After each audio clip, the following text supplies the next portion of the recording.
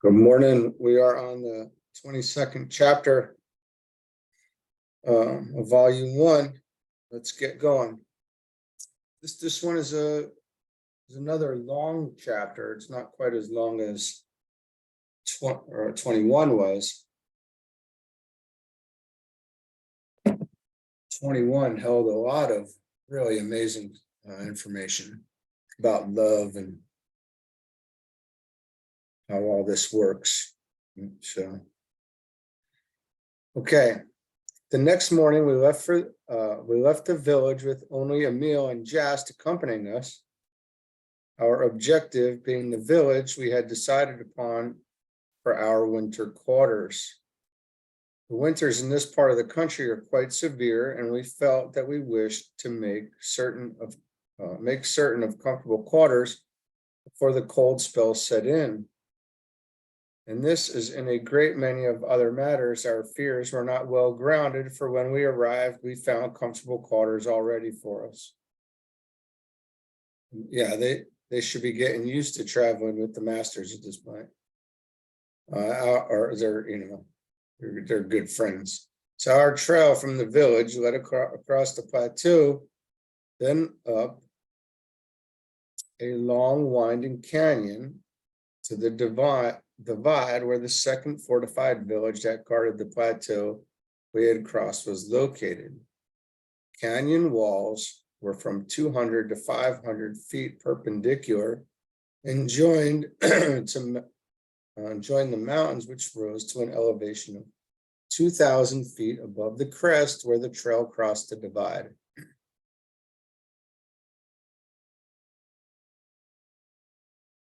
At the top of the divide, two great rock ridges jutted up on either side of a level space about 5 acres in extent.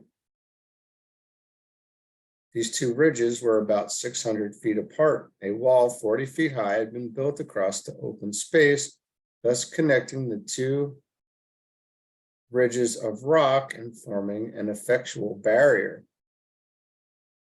This wall was 60 feet wide at the bottom and 30 feet wide at the top, and was so constructed that the top formed a runway over which huge rocks could be rolled, then dropped to the ground on the outer side of the wall where the ground sloped sharply and connected with the steep declivity, down which the trail passed on the way to the other side of the divide. Okay, so he's building a nice picture here for us of what this was looking like. There were chutes arranged along the wall at intervals of 100 feet so that the rocks would again gain headway enough to clear the base of the wall before they struck the ground. When they did strike, they would roll down the slope, then over the declivity and on down the canyon for about 4 miles before they would stop, if they did not fly into pieces from their own momentum. In all, this formed an effectual defense. Yeah. As a military guy, this is pretty good defense. This is a house that you would want to be on. There were no flying. There were no flying machines per se. There wasn't any air threat. So this is they have the air. They rule the airspace here, so it's great.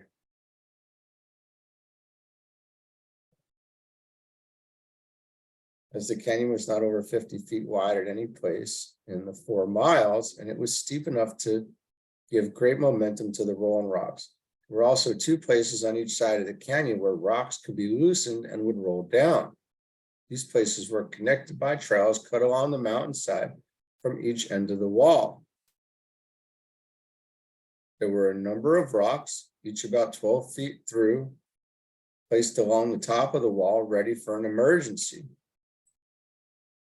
We were told that it had not been found necessary to use any of them, as there was but one tribe that had ever attempted to gain access to the village uninvited, and this tribe had been all but annihilated by rocks released from the 4 stations in the canyon walls. The first rocks released in their downward course had released others until an avalanche swept down the valley, carrying all before it. We were told the rocks on top of the wall had rested where they were for over 2,000 years, as there had not been a war in that country during that time. Oh, that's great. That's great. We found that the 6 houses comprising the village were built into the wall, 3 stories high, with the roofs level with the top of the wall. Access to it was thus gained by stairways leading up through each story of the roof of each house. Opening for windows were left in the wall at the 3rd story. These windows overlooked the canyon below. Oh, excuse me. Every time I start reading, I have to yawn for some reason, and I'm not tired. The trail could be seen from these windows and at the top of the wall as it wound around the mountainside miles away. We were made comfortable for the night, and in the 3rd story of one of these houses, and after an early dinner, we went to the roof to see the sunset. We had been up there but a few moments when a man apparently 50 years of age came up the stairs to the roof. I love when they say apparently, or apparently 50 years of age came up through. I was thinking it was apparently came up the stairs because these guys are dealing on people manifesting in front of them or materializing in front of them. After being introduced by Jess, he joined the conversation. We soon found he lived in the village we had selected for our winter quarters and was on his way there. We supposed he was traveling as we were and invited him to join our party.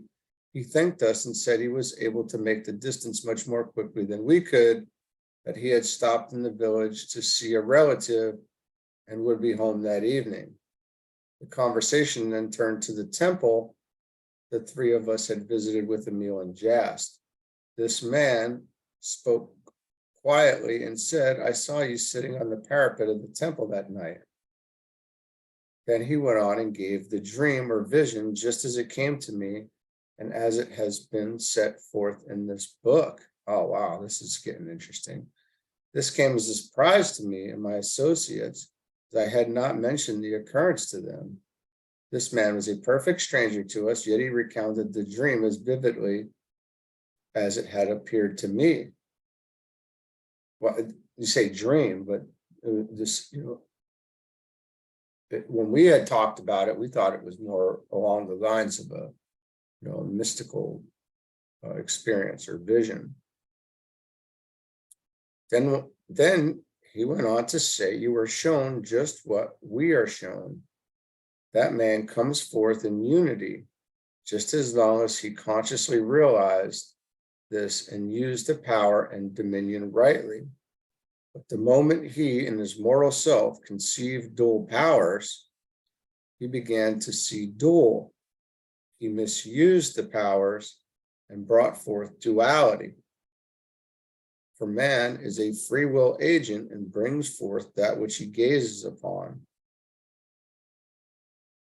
Then diversity and wide separation resulted in this, and this has followed him all over the earth. But a change is coming. Diversity has about reached its limit, and mankind is recognizing that all came forth from the one source.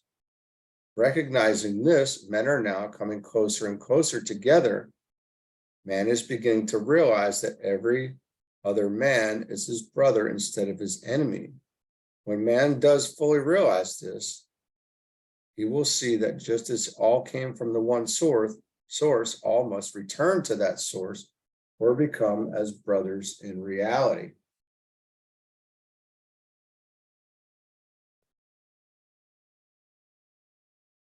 And these are, if you read the reappearance of the Christ, and or listen to the reappearance of the Christ, and I did it, and it's in the videos. You know that the brotherhood of all humanity, harmlessness, and non-separation and unity is what is said Christ is coming to teach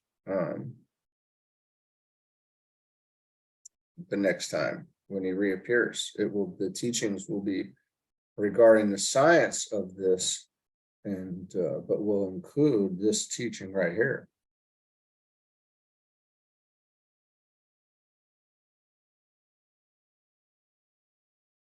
I think it's including reincarnation and others as well. Many laws, many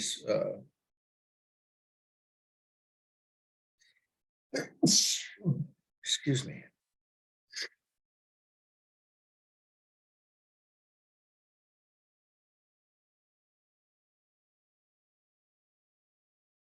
Then he will be in heaven and will recognize that heaven means the inner peace and harmony created by man right here on earth.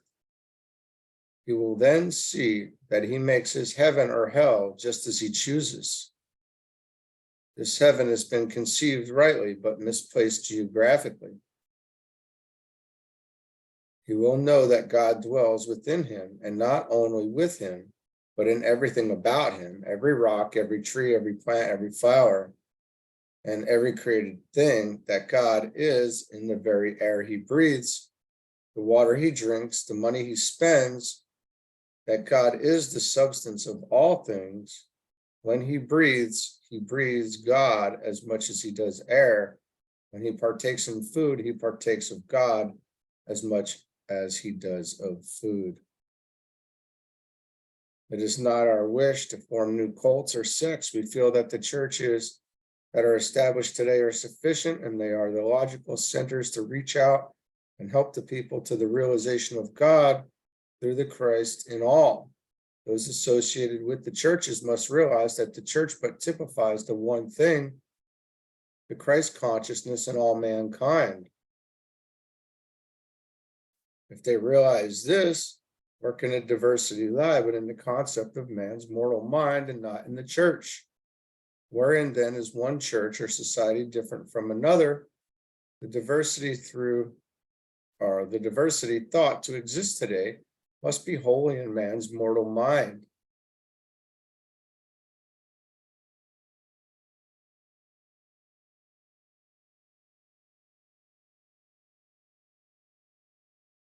See what this diversity has led to: the great wars, the intense hate engendered between nations and families and even individuals, and all because one church organization or another has thought that its creed or doctrine was better than that of another.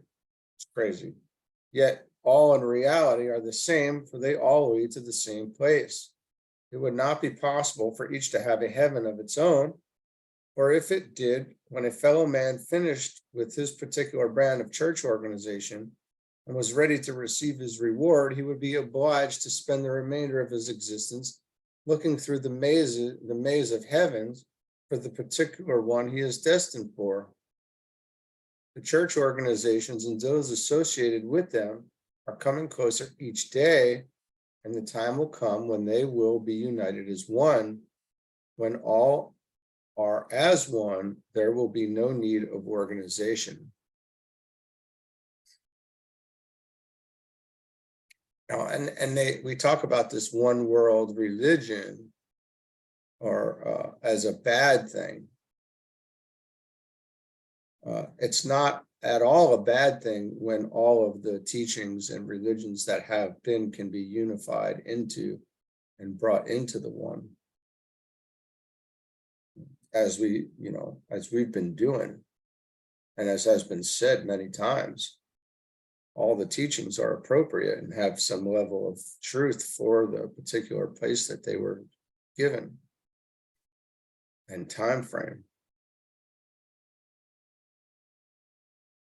When the fault does not lie wholly with the church organization, yet the fault does not lie wholly with the church organizations. Few people have awakened to the realization of what life really holds for them. We find the greater majority drifting through life, dissatisfied, dazed, crushed, or uncertain. Each must learn to lay hold of life and begin to express from his own life center with purposeful, definite action the gifts that God has given him. Each must unfold his own life. It is not possible for one to live for another. No one can express your life for you, and none can say how you must express your own life. As the Father hath life in himself, so hath he given unto the Son to have life in himself. A soul cannot realize this and just drift, for the whole purpose of life reveals itself in the privilege and opportunity of expressing the God self within. That man is and shall be the divine image and likeness of himself. It's God's purpose for man. To express that which God has conceived for him should be man's great purpose in life. When Jesus was on the mountaintop and his disciples came to him, see what words of wisdom he spoke unto them. His consciousness was awakened to this realization, and he had become established in this high resolve that man can unfold in the fullness of power only when he has a true ideal, a real purpose in life. A seed can begin to grow only when it is firmly fixed in the ground. The God power within can bring forth a true desire only when it is firmly fixed in the soul of man. We must all know, as Jesus did, that the first spiritual impulse towards expression is the definite desire to express. Jesus said, "Blessed be the poor in spirit," realizing that any limitation in life can create a desire in the individual to rise superior to the limitation and free himself, and free himself from it is good. To rise superior to the limitation and free himself from it is good. He realized that need is the prophecy of fulfillment.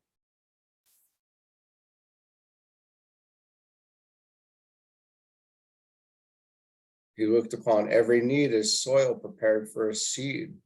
If the seed were planted, then allowed to grow and come forth, it would fill the need. Need or desire in the unfoldment of life is misunderstood. That it must be crushed out of the heart is taught by some great teachers. Jesus said, "Woe unto you who are satisfied." If you are satisfied, you are at a standstill. In order to contact life fully, we must seek each moment to express life fully. And this is very interesting here. In the blue books, in the Ageless Wisdom, it is taught that there is crisis, tension, and emergence. And we can reference and this is the cycle of awakening, or broken down very simply. There starts a crisis, and it builds into this tension, and this tension continues to build, and then there is an emergence of consciousness. And you can see this taking place in the flower and in the seed, as we're talking about here. So it's an appropriate place for that to be inserted there. Desire for this is the urge toward it. Weary of crawling in the dust of the earth, man yearns to fly, and this longing invites him to find the manifestation of law that will enable him to rise above his present limitations. Finding it, he is able to go where he will without thought of time or distance. It has been said that man proposes and God disposes. The reverse is true, for God proposes and man disposes. If man is so disposed, he can do all that God does. Cannot the Son do what the Father has done?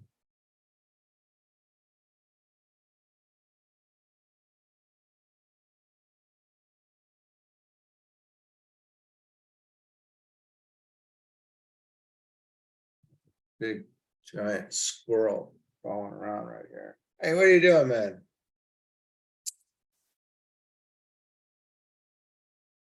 Big squirrel. I'm just pondering on this again here. What a very, kind of profound statement in the middle of here. It's been said that man proposes and God disposes.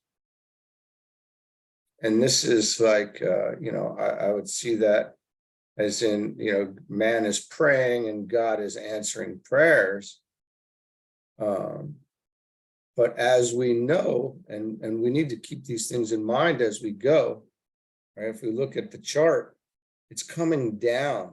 Like we're coming down. We're down here in the lower three, the fifth, sixth, and seventh planes. Right? We're way down here, below the soul level.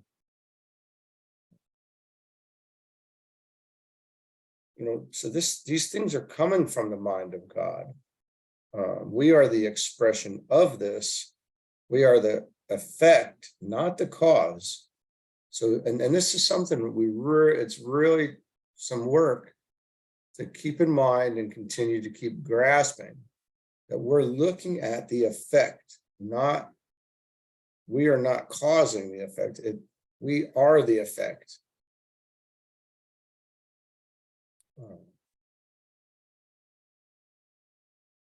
The effects are always, let's put it this way, the effects are always coming from higher than us. The effect on the physical plane is always coming from higher. So God is, we can see how this is coming here.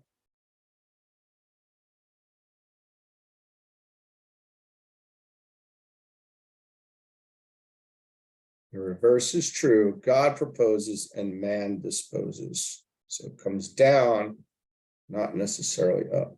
If man is so disposed, he can do all that God does. Sure, because it's coming from God. Our job is to bring that power, essentially.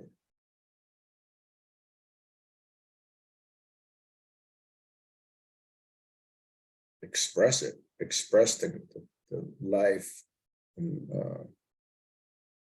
wisdom and intelligence of God, essentially. Coming from up here and coming down to through the spiritual triad, through the soul realm, down to the king, from the kingdom down. And we receive it intuitionally. The failure of outer things to satisfy leads the soul to seek the power within. Yeah, because who's being satisfied? Here's the question. Then the individual may discover that I am. And this is self-inquiry at its finest here. He may know that within him lies all power to satisfy the soul, to fulfill its every need and desire. This knowledge may not come until the individual is driven by the buffeting of the world to seek this inner plane of peace and calm. When he knows I am is the fulfillment of his desire, the desire is fulfilled. And if that's not a little, self-contained, I just want to see if I can make sense of that in my own being for a second.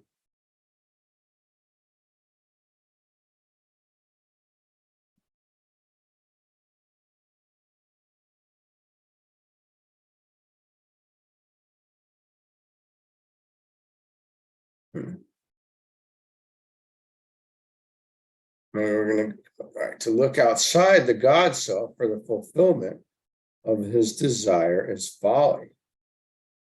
To unfold, the self must do the unfolding. Then, what a realization, what an awakening to know the I am, to know that within is the power, substance, and intelligence from which all forms take form.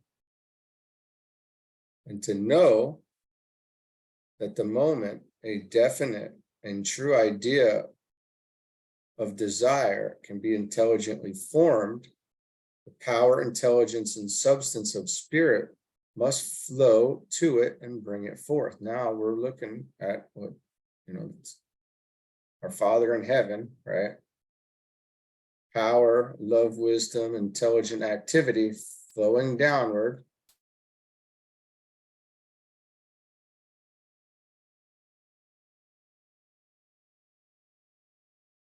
Are these not treasures in heaven that we have not beheld? Here, in the unformed, lie boundless treasures hid within ourselves. How clear this is to the one that has found the pearl.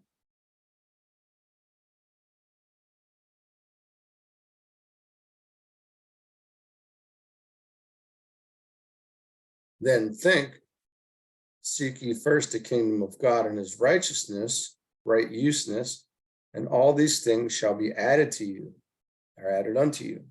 The reason they are added is that they are made out of the very essence of spirit. The consciousness must first find the spirit before it can form the desired thing.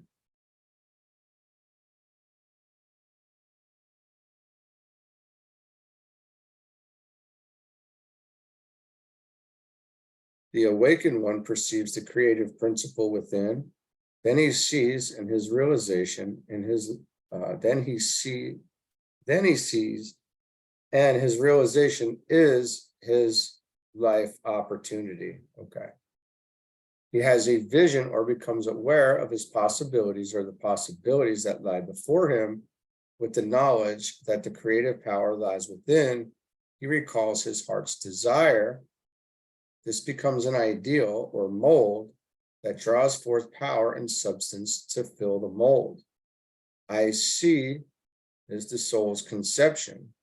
It is the promised land, the dream come true, towards which the soul may look in faith. Although it may not be yet consciously possessed, it must come forth into visible form as he fulfills the law. A wilderness of experiences may have to be met and overcome. This but makes the soul worthy of atonement, or what we call at-one-ment. Understanding the vision as a land of promise,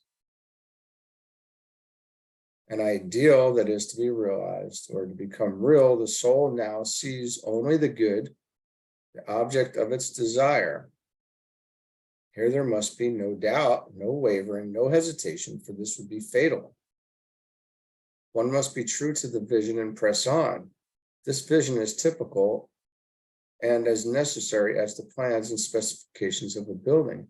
One must be as true to the vision as the builder is true to the plans and specifications the architect has furnished. All but the truth must be eliminated.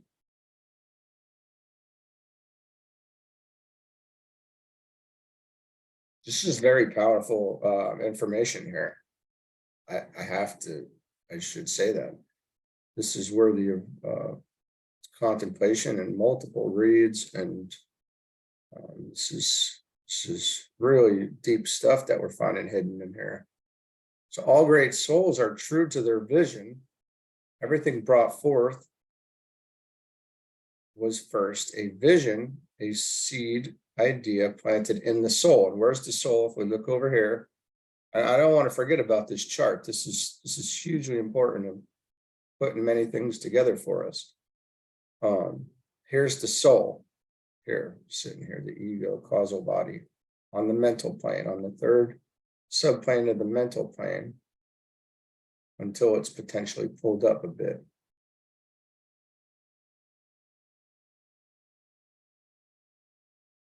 Everything brought forth was a vision, a seed implanted in the soul, then allowed to expand and come forth. These souls never allowed the unbelief of others to influence them. They are willing to sacrifice for their vision. They are true to it. They believe in it, and it is to them as they believe. Jesus remained true and steadfast to his vision. He adhered to his plan, even when those nearest and dearest to him were unbelieving and untrue. It was unto him as he believed, and it is so unto all. And that, may be considered when we reach this point up here at the mental permanent atom, we're moving towards what's called isolated unity. And you're moving towards unity, or, at one-ment. Or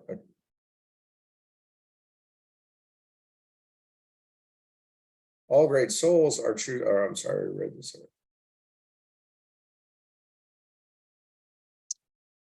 When the individual starts for the promised land, the land of darkness must be forsaken and forgotten. He must leave the darkness and start towards the light. It is impossible to go and stay at the same time. The old must be forsaken, the new adhered to. He must forget the things he does not wish to remember and remember only the things he wishes to retain. One is as essential as the other. The vision, now there's a lot of power. This is our strength to do this now. And I've had this conversation with many veterans who are holding on to certain things that have happened to them, and this is not uncommon, to where we're holding on to something, right? And we need to let these things go, and that's not easy per se, but we have that strength to do it, and we have to use that strength given us, and it will come. The vision only must be remembered if he wishes it fulfilled. He must remember by holding in mind the vision he wishes to reproduce. He must disremember or refuse to remember the thing he does not wish to reproduce. Every idea, thought, word, or act must be true to the vision in order to bring it forth. This is true concentration of devotion, the centering of the forces upon the essential. This is loving the ideal. It is only through love that an ideal can be given expression. Love makes the ideal become the real. This is, we're into thought form building. This is, we're working on the mental plane. It's concentration and meditation. Through the use of inspiration, intuition. This is really incredible stuff here. If at first he fails, he must be determined and press on. This is the exercise of the will, the cry of self-confidence, the expression of faith directing the power towards the ideal. This ideal could never be attained without this conscious direction of power, this exercise of the will, and yet it would be fatal to the ideal if the will too were not ideal. The will must possess the same quality as the ideal to serve.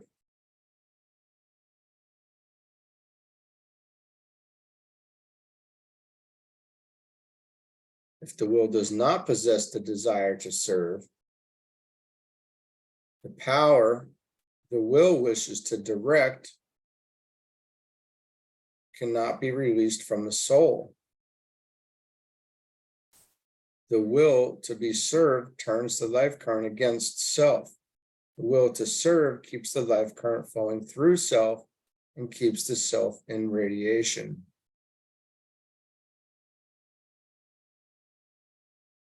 I'm going to pause this for 1 second and I'm going to steal that. I'm going to copy that quote. Okay, well, that was the longest break I have taken yet to date.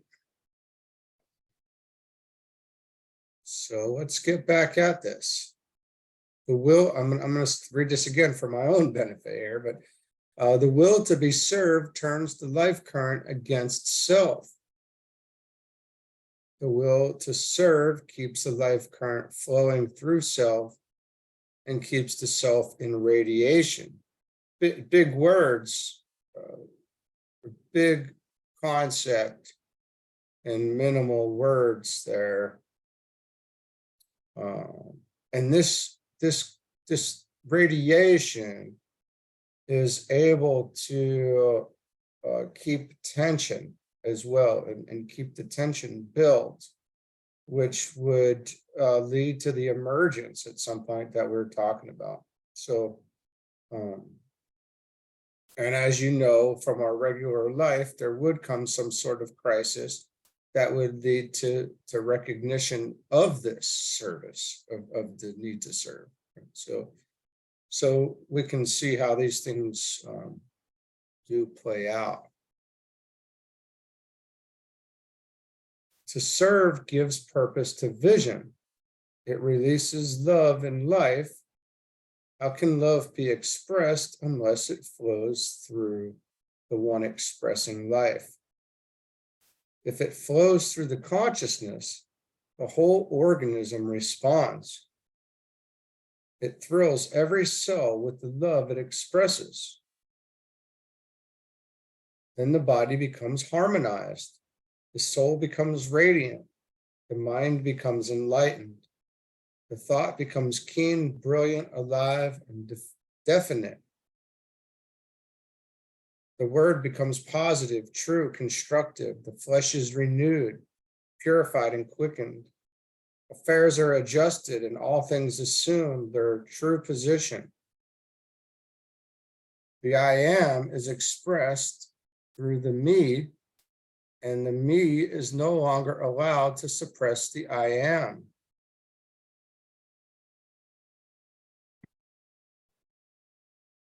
We're looking at, the difference between selfishness and selfishness, or outgoing versus, a turning inward here as well. So if the body is not obedient to spirit, how can it express the spirit? The conscious mind must seek and want the spirit in order to learn the power of the spirit. In this way, the individual learns to know that spirit is the fulfillment of the need. In no way can it be given higher expression than when it is allowed to fill the need of others. It is the flowing forth to others that opens the storehouse of spirit. It is the I will to serve, that opens the unlimited storehouse of God to all and brings its realization to the soul.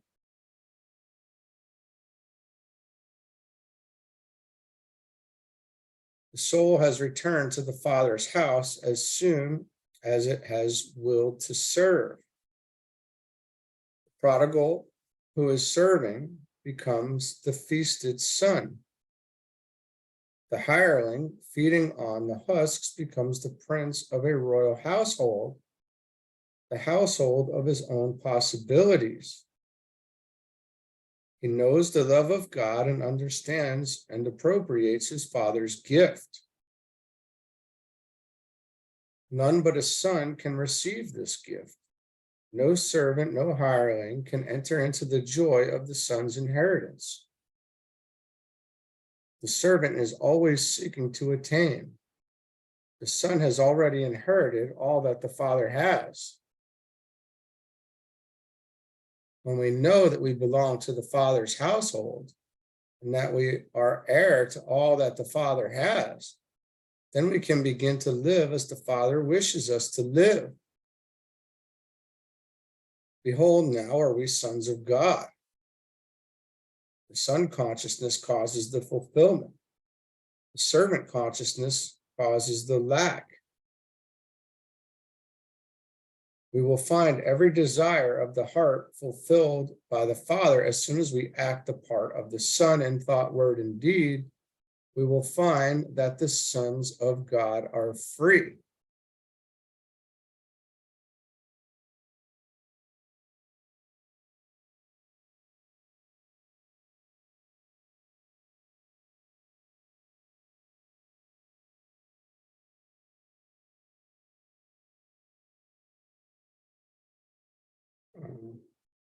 We find that the sons of God are free. Here the speaker arose, bade us good night, with the remark that he had hoped to see us when we arrived at winter quarters.